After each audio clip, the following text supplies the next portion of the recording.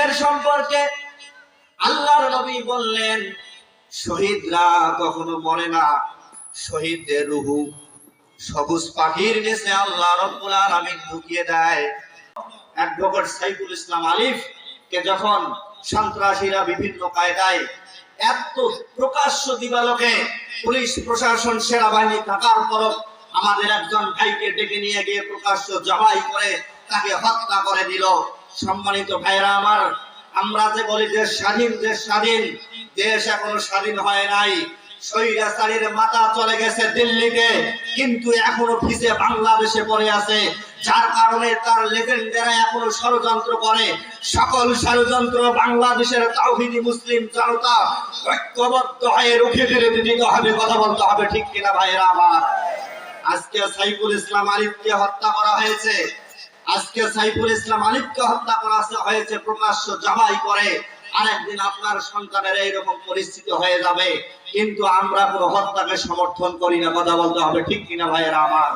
শাহজালালের বাংলাদেশে তোমরা ইসলাম ও মানবতার কথা বলে বলে শাহজালালের বাংলাদেশে, শাহ খানজাহানের বাংলাদেশে, শাহপরানের বাংলাদেশে, মুসলমানদের 90-95% মুসলমানদের বাংলাদেশে তোমরা আমাদের মসজিদে আঘাত করো, আমাদের ভাইদেরকে নিয়ে ধরে ধরে জবাই করো।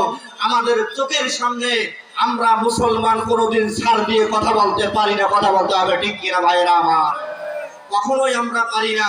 এই জন্য সকল মুসলমানকে ঐক্যবদ্ধ থাকতে হবে, ভেদাভেদ তৈরি করা যাবে না, যাবে না, যাবে না। কথা বল, সারা পৃথিবীর ইহুদি খ্রিস্টানরা ছাড়া তারা সবাই ঐক্যবদ্ধ হয়ে মুসলমানদের প্রথম কিবলা বাইতুল মুকাদ্দাসের উপর তারা হামলা চালায়।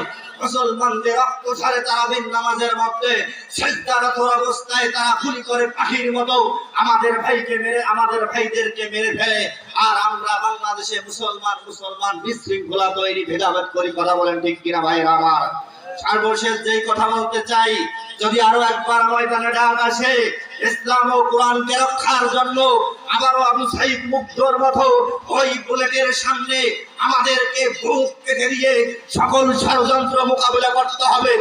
কারা রাজপথে আবারও রক্ত ছড়িয়ে ইসলাম মুসলমানের অস্তিত্ব টিকিয়ে রাখতে চান, তারা হাত তুলে আমার আল্লাহকে একটু দেখিয়ে দেন।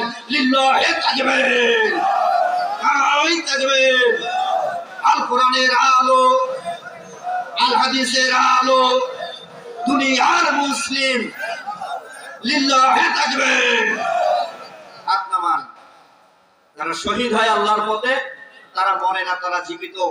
এই জন্য সাইফুল ইসলাম আলিফ ভাই যখন মারা গেছে, তখন তার লাশটা বিনা গোসলে সুন্দর করে কাফন পরিয়ে, জানাজার নামাজ পড়িয়ে তাকে কবরে শাহিদ করে দিয়েছে।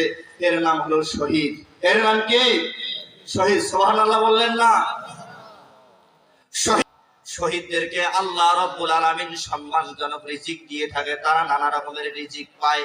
আমার ভাইয়েরা, ভালো করে কান লাগান, আমার দিকে তাকান, ডাইনে ভাবে তাকাবেন না।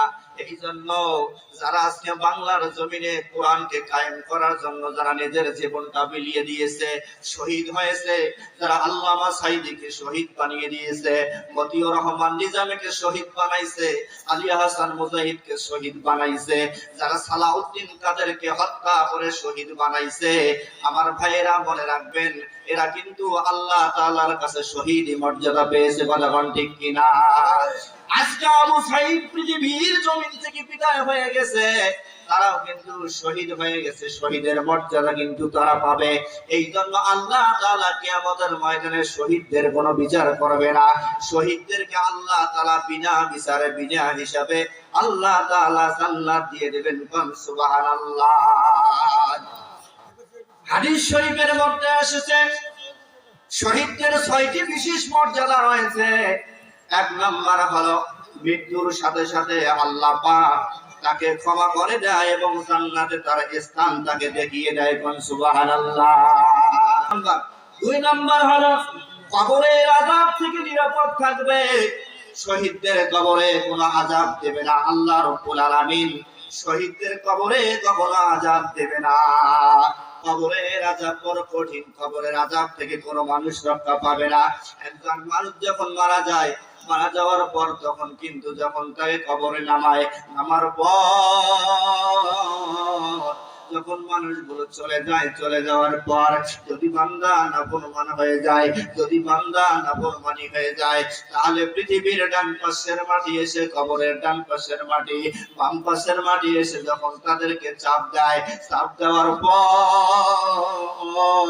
তার হাড় হাড্ডিগুলো গুড়গুড়া হয়ে যায়, ভেঙ্গে চুরমার হয়ে যায়। এটা হলো কবরের আযাব। প্রত্যেক ব্যক্তিকে কবরের আযাব দেওয়া হবে, কিন্তু ঈমানদার ব্যতীত। আর ঈমানদারকে যখন চাপ দেওয়া হবে, ঈমানদারের মনে হবে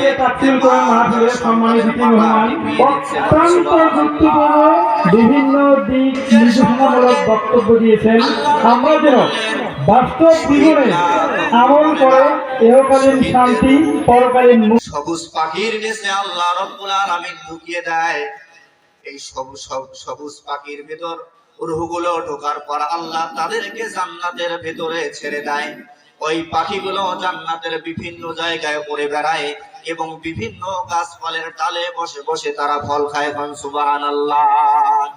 জান্নাতের ভিতরে যখন বিভিন্ন জায়গার মধ্যে তারা বিচরণ করে, জান্নাতের একটা গাছের ডাল বা একটা ছায়া অতিক্রম করতে হলে মিনিমাম কমপক্ষে ৭০,০০০ বছর লাগবে।